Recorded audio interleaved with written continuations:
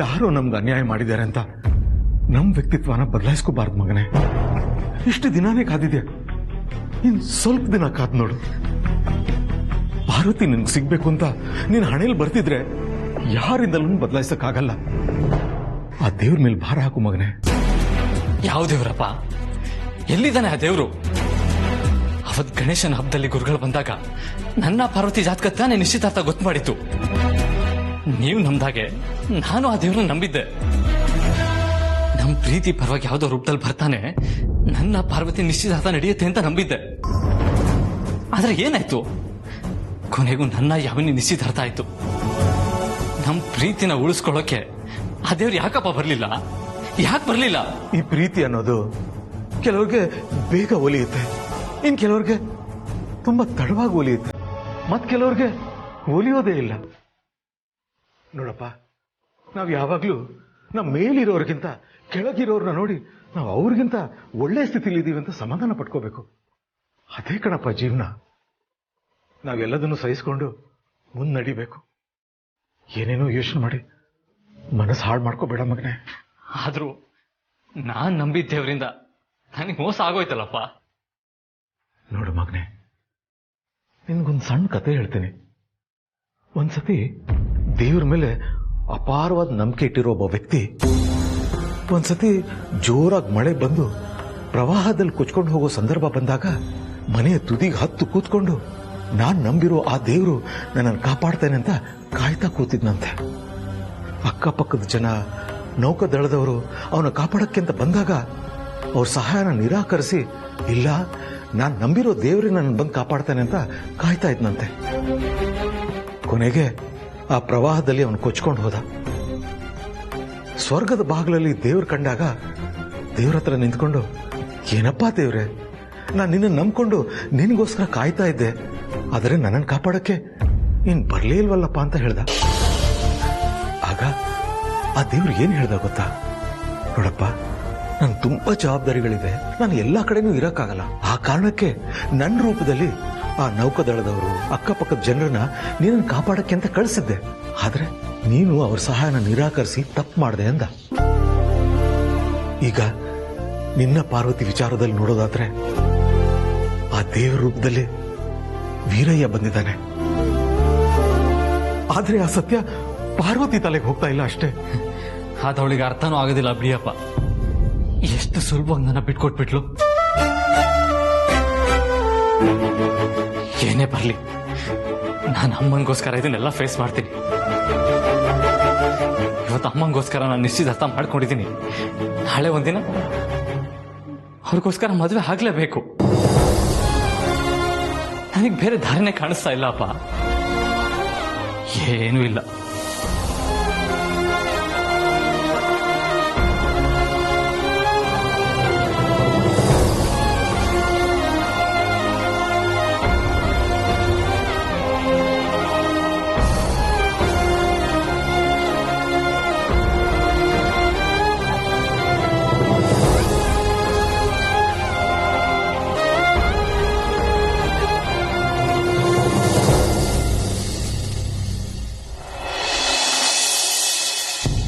ಎಷ್ಟು ಹತ್ರದಲ್ಲಿ ಸಾಧ್ಯನೋ ಅಷ್ಟು ಹತ್ರದಲ್ಲಿ ಮುಹೂರ್ತ ನೋಡ್ಕೊಟ್ರೆ ತುಂಬಾ ಅನುಕೂಲ ಆಗುತ್ತೆ ಗುರುಗಳೇ. ನಾಳೆಯ ಒಂದು ವಿಶೇಷ ಮುಹೂರ್ತದಲ್ಲಿ ಶಿವಪಾರ್ವತಿಯರ ಪಾಣಿಗ್ರಹಣ ಆಗಿತ್ತು ಅನ್ನೋದು ಪ್ರತೀತಿ. ಹಾಗಾಗಿ ನಾಳೆ ಶಿವಲಿಂಗಕ್ಕೆ ವಿಶೇಷವಾದ ಅಭಿಷೇಕ ಇರುತ್ತೆ. ಶಿವಪಾರ್ವತಿಯರ ಪಾಣಿಗ್ರಹಣದ ಮುಹೂರ್ತವೇ ಬಹಳ ಶ್ರೇಷ್ಠವಾದ್ದು ಮತ್ತು ಬಹಳ ಅಪರೂಪವಾಗಿ ಬರುವಂತದ್ದು. ಆ ಸಮಯದಲ್ಲಿ ಜೊತೆಯಾದವರು ಜೊತೆಯಾಗಿ ಪೂಜೆ ಮಾಡಿದವರು ಯಾವತ್ತೂ ದೂರ ಆಗಲ್ಲ ತಾಯಿ. ಆ ಶಿವನ ಮೇಲೆ ನಂಬಿಕೆ ಭಕ್ತಿ ಇಟ್ಟು ಮದುವೆ ಆಗೋ ಗಂಡು ಹೆಣ್ಣಿನ ಜೊತೆ ನೀವಿಲ್ಲಿ ಬಂದು ಭಗವಂತನ ದರ್ಶನ ಮಾಡಿದ್ರೆ ಎಲ್ಲ ಒಳ್ಳೇದಾಗತ್ತೆ ತಾಯಿ. ನಾಳೆ ಇಲ್ಲೇ ಮುಹೂರ್ತ ನೋಡಿ ಹೇಳ್ತೀನಿ ತಾಯಿ. ಖಂಡಿತ ಗುರುಗಳೇ, ನಾಳೆ ಬೆಳಿಗ್ಗೆ ಎಲ್ಲರೂ ಹೊರಟು ಬರ್ತೀವಿ. ನಮಸ್ಕಾರ. ಆಗ್ಲಿ ತಾಯಿ. ರಘು, ಆದಿ ಮದುವೆ ವಿಷಯವಾಗಿ ಗುರುಗಳಿಗೆ ಫೋನ್ ಮಾಡಿದ್ದೆ. ನಾಳೆ ಶಿವನ್ ದೇವಸ್ಥಾನಕ್ಕೆ ಬರಕ್ ಹೇಳಿದ್ದಾರೆ. ಏನೋ ವಿಶೇಷ ಇದೆಯಂತೆ. ಓ ಹೌದಾ? ಸರಿ, ಪಾರ್ವತಿನೂ ಬರ್ತಾಳಲ್ವಾ?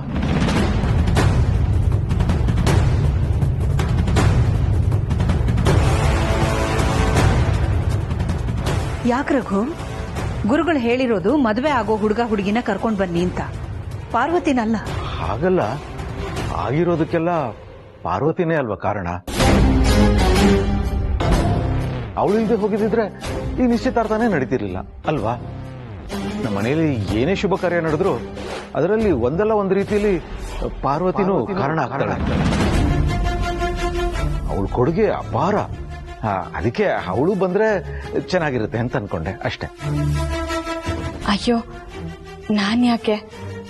ನಾನ್ ಮನೆ ಕೆಲಸ ಮಾಡ್ಕೊಂಡಿರ್ತೀನಿ.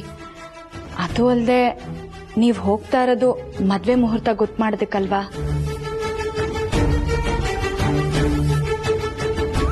ಪಾರ್ವತಿ, ನಾಳೆ ಬೆಳಿಗ್ಗೆ ನಮ್ ಜೊತೆ ನೀನು ಬಾ, ಬೇಗ ರೆಡಿಯಾಗು. ಅಲ್ಲ ಅಮ್ಮ, ಅದು ಮಾತ್ ಜಾಸ್ತಿ ಬೇಡ, ನೀನು ನಮ್ ಜೊತೆ ಬರ್ತಿದೀಯ ಅಷ್ಟೇ. ರಘು, ನಾನು ಯಾಮಿನಿಗೂ ಫೋನ್ ಮಾಡಿ ಹೇಳ್ಬಿಡ್ತೀನಿ.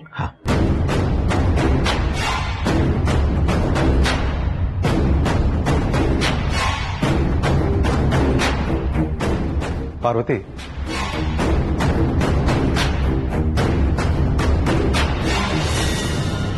ನಾನು ನಿನ್ನೇನು ಬರೋದಕ್ಕೆ ಹೇಳಿದ್ದು ಯಾಕೆ ಅಂತ ಗೊತ್ತಾ?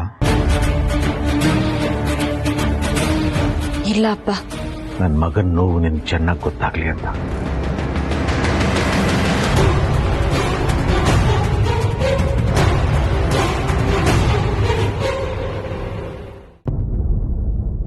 ನೀನ್ ಮಾಡಕ್ ಹೊರಟಿರೋದು ತ್ಯಾಗ ಅಲ್ಲ, ಮೋಸ. ಅಖಿಲ ದೃಷ್ಟಿಯಲ್ಲಿ ನೀನು ಒಳ್ಳೆಯವಳು ಅಂತ ಅನ್ಸ್ಕೊಂಡ್ರು ನನ್ನ ದೃಷ್ಟಿಯಲ್ಲಿ ನೀನು ನನ್ನ ಮಗನಿಗೆ ಮೋಸ ಮಾಡ್ತಾ ಇದೀಯ. ಅವನ ಜೀವನದಿಂದ ದೂರ ಹೋದ್ರೆ ಎಲ್ಲ ಸರಿ ಹೋಗುತ್ತೆ ಅಂತ ನೀನು ಅನ್ಕೊಂಡ್ರೆ ಅದು ನಿನ್ ಭ್ರಮೆ. ನಿನ್ನನ್ನು ಕಳ್ಕೊಂಡು ಅವನು ಹೇಗೆ ತಾನೆ ಖುಷಿಯಾಗಿರಕ್ ಸಾಧ್ಯ ಹೇಳು? ಅದಕ್ಕೆ ಅಲ್ಲಿ ಏನೇ ಆದ್ರೂ ಅದು ನಿನ್ ಕಣ್ಮುಂದೆನೇ ನಡೀಲಿ, ಅದು ನಿನ್ ಕಣ್ಣಾರು ನೋಡ್ಲಿ. ಆಗ್ಲಾದ್ರೂ ನಿನ್ ಮನ್ಸು ಕರಗ್ಬೋದೇನೋ ಅಂತ ಒಂದು ಸಣ್ಣ ಆಸೆಯಿಂದ ನೀನನ್ನು ಬರಕ್ ಹೇಳಿದೆ. ಪಾರ್ವತಿ, ಈಗಲೂ ಕಾಲ ಮಿಂಚಿಲ್ಲ. ಚೆನ್ನಾಗಿ ಯೋಚನೆ ಮಾಡಿ ಒಂದು ಒಳ್ಳೆ ನಿರ್ಧಾರಕ್ಕೆ ಬಾಮ. ನನ್ನ ನಿರ್ಧಾರ ಸರಿನೋ ತಪ್ಪೋ ನನಗೆ ಗೊತ್ತಿಲ್ಲ.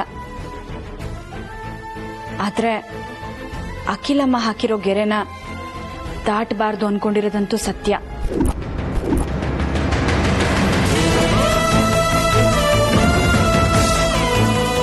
ನನ್ನ ಪ್ರಾಣ ಹೋದ್ರೂ ಅದನ್ನ ಮೀರಲ್ಲ.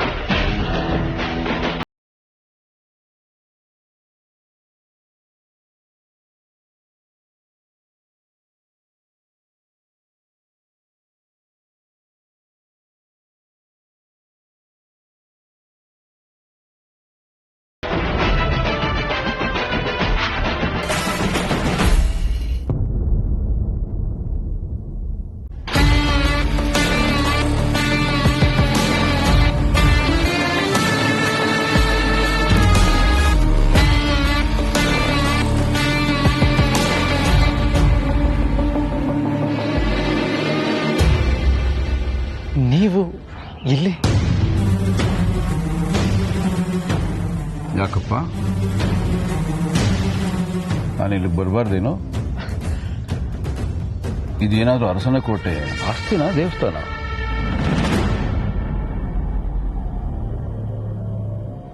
ನಿಶ್ಚಿತಾರ್ಥ ಆಯ್ತು ನಿನ್ನೆ. ನಿನ್ನ ಮುಖದಲ್ಲಿ ಆ ಸಂತೋಷನೇ ಇಲ್ಲ.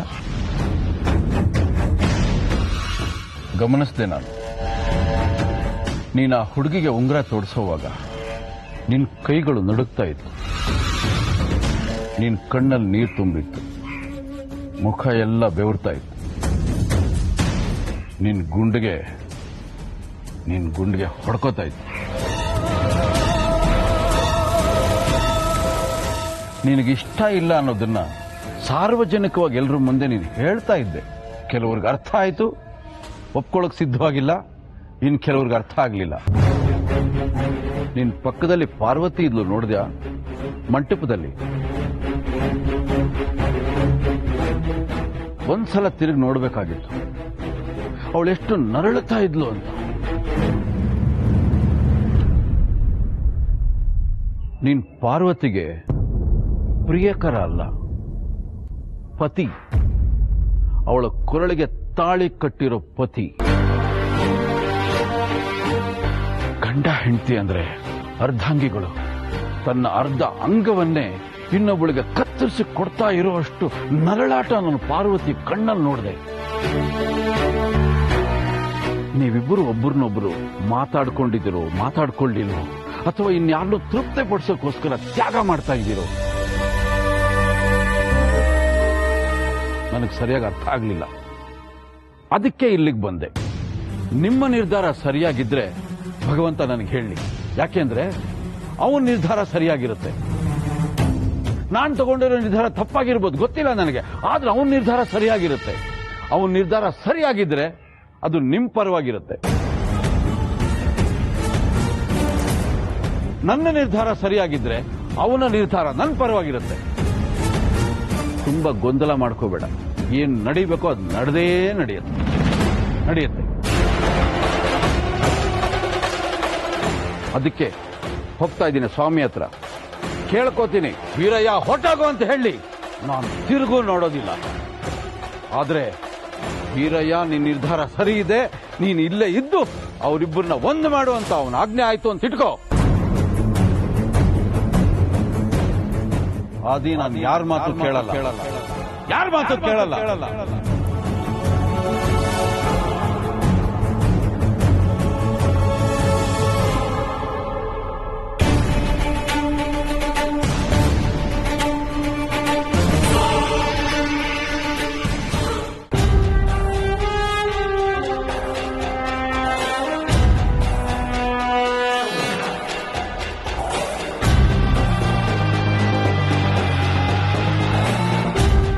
ಅಲ್ಲ ರಘು, ಈ ವೀರಣ್ಣ ಯಾಕೆ ನಮ್ಮ ಬೆಂಬಿಡದ ಭೂತದ ಹಾಗೆ ಹಿಂದೆನೆ ಬರ್ತಾರೆ? ನಾವ್ ಎಲ್ಲಿಗೆ ಹೋದ್ರೂ ಬರ್ತಾರಲ್ಲ. ಇವತ್ತು ನಾವು ದೇವಸ್ಥಾನಕ್ಕೆ ಬರೋ ವಿಷಯ ಅವ್ರಿಗೆ ಹೇಗ್ ಗೊತ್ತಾಗಿರ್ಬೋದು?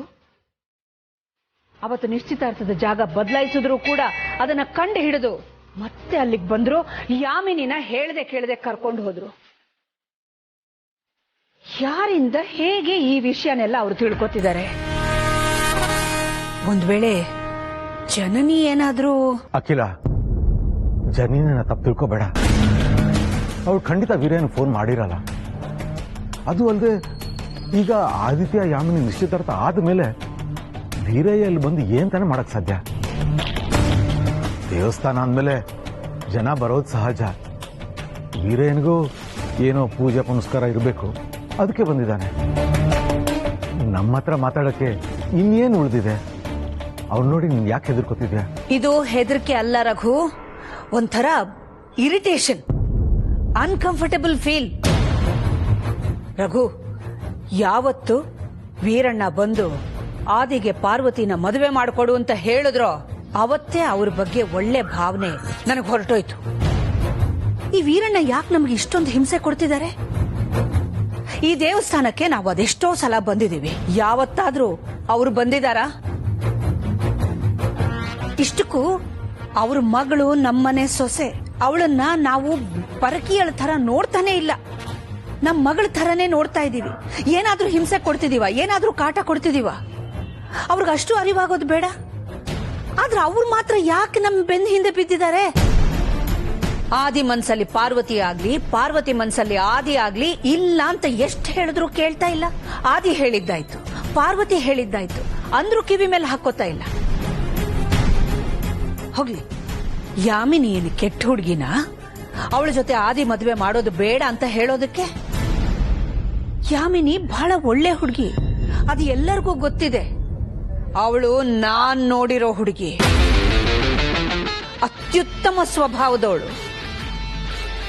ಇಲ್ಲ ರಘು, ವೀರಣ್ಣನ್ಗೆ ನಮ್ಮನೆ ಕೆಲ್ಸದ ಹುಡುಗಿನೇ ನಮ್ಮನೆ ಸೊಸೆಯಾಗಿ ಬಂದ್ಲು ಅಂತ ಊರ್ನವರೆಲ್ಲ ಮಾತಾಡಿ ನಮ್ಮನ್ನ ಹೀಯಾಳಿಸೋ ಹಾಗೆ ಮಾಡಬೇಕಾಗಿದೆ. ಅದಕ್ಕೆ ಹೀಗೆಲ್ಲ ಮಾಡ್ತಾ ಇದ್ದಾರೆ. ಅವರ ಆಸೆ ಯಾವ ಕಾರಣಕ್ಕೂ ನೆರವೇರಲ್ಲ. ಈ ಜನ್ಮದಲ್ಲಿ ಆದಿತ್ಯ ಪಾರ್ವತಿಯ ಮದುವೆ ನಡೆಯೋದು ಸಾಧ್ಯನೇ ಇಲ್ಲ. ಇಲ್ಲ ರಘು, ವೀರಣ್ಣ ಇಲ್ಲಿರೋವಾಗ ನನ್ನಿಂದ ಇಲ್ಲಿರೋದಕ್ಕೆ ಸಾಧ್ಯನೇ ಇಲ್ಲ. ದೇವಸ್ಥಾನಕ್ಕೆ ಇನ್ನೊಂದು ದಿವಸ ಬಂದ್ರಾಯ್ತು, ಹೋಗೋಣ ನಡೀರಿ. ಅಖಿಲ, ಇದು ದೇವಸ್ಥಾನ. ಅವ್ರು ಯಾಕೆ ಬಂದಿದಾರಂತ ನಮ್ಗೇನು ಗೊತ್ತು? ಬೇರೆ ಏನೋ ಕಾರಣ ಇರ್ಬೋದಲ್ವಾ? ಇದು ದೇವಸ್ಥಾನ, ಇಲ್ಲಿ ಎಲ್ಲಾ ತರ ಜನ ಬರ್ತಾರೆ ಹೋಗ್ತಾರೆ. ಅದು ಅಲ್ಲದೆ ಇವತ್ತು ಪಾಣಿಗ್ರಹಣದ ಪೂಜೆ ಇದೆ, ಅದಕ್ಕೆ ನಮ್ಮನ್ನ ಗುರುಗಳು ಕರ್ಸ್ಕೊಂಡಿರೋದು. ಈಗ ನಾವು ವಾಪಸ್ ಹೋದ್ರೆ ವೀರಯ್ಯ ಅವ್ರನ್ನ ನೋಡಿ ಹೆದರ್ಕೊಂಡ್ವಿ ಅಂತ ಅನ್ಕೊಳಲ್ವಾ? ಹೆದರ್ಕೊಳ್ಳೋದ? ಈ ಅಖಿಲಾಂಡೇಶ್ವರಿ ಹೆದರ್ಕೊಳ್ಳೋದ? ಅದು ಸಾಧ್ಯನೇ ಇಲ್ಲ. ಅಖಿಲಾಂಡೇಶ್ವರಿ ಯಾರಿಗೂ ಹೆದರಲ್ಲ, ಯಾವತ್ತೂ ಹೆದರಲ್ಲ. ಅದು ಏನಾಗುತ್ತೋ ನೋಡೇ ಬಿಡೋಣ. ಬನ್ನಿ ರಘು.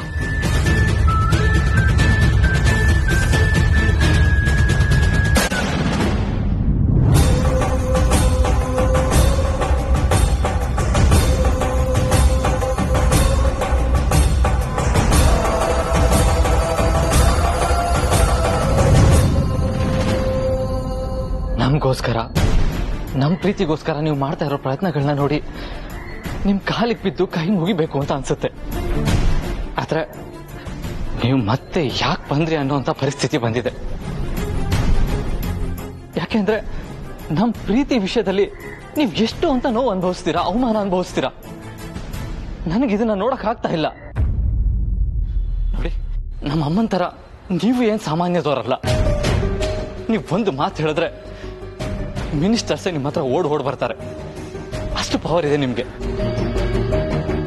ನೀವು ಏಕಾಂಗಿಯಾಗಿ ಅಸಹಾಯಕರಾಗಿ ಪದೇ ಪದೇ ಬರೋದು, ಪದೇ ಪದೇ ಅವಮಾನ ಅನುಭವಿಸೋದು, ಇದೆಲ್ಲ ನನ್ನ ಮನಸ್ಸಿಗೆ ತುಂಬಾ ಹಿಂಸೆ ಆಗ್ತಾ ಇದೆ. ಅವತ್ ನೀವು ನಮ್ಮ ಮನೆಗೆ ಬಂದು ಧರಣಿ ಕೂತ್ರಿ. ನಿಶ್ಚಿತಾರ್ಥದ ದಿನ ಅಲ್ಲೇ ಬಂದು ನನ್ನ ಯಾಮಿನಿ ನಿಶ್ಚಿತಾರ್ಥನ ತಡೆಯೋದಕ್ಕೆ ಪ್ರಯತ್ನ ಪಟ್ರಿ. ಯಾಮಿನಿ ಏನಾದ್ರೂ ನಿಮ್ಮ ಮೇಲೆ ಕಿಡ್ನಾಪಿಂಗ್ ಕೇಸ್ ಹಾಕಿದ್ರೆ ಏನ್ ಗತಿ? ನಿಮ್ಗೆ ಈ ವಿಷಯ ಎಲ್ಲ ಗೊತ್ತಿದ್ದು ನೀವು ಆ ರಿಸ್ಕ್ ತಗೊಂಡ್ರಿ. ಎಲ್ಲ ಆದ್ಮೇಲೂ ನನ್ನ ಯಾಮಿನಿ ನಿಶ್ಚಿತಾರ್ಥ ಆಯ್ತು. ಆಮೇಲೆ ನೀವು ನನ್ನ ಯಾಮಿನಿ ಬದಲು ನನಗೆ ಪಾರ್ವತಿಗೆ ಅಕ್ಷತೆ ಕಾಳು ಹಾಕಿ ಹರಿಸಿ ಹಾರೈಸಿದ್ರಿ. ಆ ಕ್ಷಣಕ್ಕೆ ನನ್ನ ಪಾರ್ವತಿ ನಿಶ್ಚಿತಾರ್ಥನೇ ನಡೀತೇನೋ ಅನ್ನುವಷ್ಟು ಫೀಲ್ ಆಯ್ತು ನನಗೆ. ಆದ್ರೆ ಇವತ್ತು ನೀವು ಮತ್ತೆ ಬಂದಿದ್ದೀರಾ. ಇವಾಗ ಮತ್ತೆ ನನ್ನ ಪಾರ್ವತಿ ಮದುವೆ ಮಾಡಿಸ್ತೀನಿ ಅಂತ ಹಠ ಕಟ್ಟಿ ಬಂದಿದ್ದೀರಾ. ಆದ್ರೆ ಪಾರ್ವತಿನೇ ಮನ್ಸು ಕಲ್ ಮಾಡ್ಕೋತಿರುವಾಗ ಮತ್ತೆ ನಿಮ್ ನಿರಾಸೆ ಅನುಭವಿಸೋದನ್ನ ನಂಗೆ ನೋಡೋದಕ್ಕೆ ಆಗಲ್ಲ. ದಯವಿಟ್ಟು ನೀವು ವಾಪಸ್ ಹೋಗ್ಬಿಡಿ.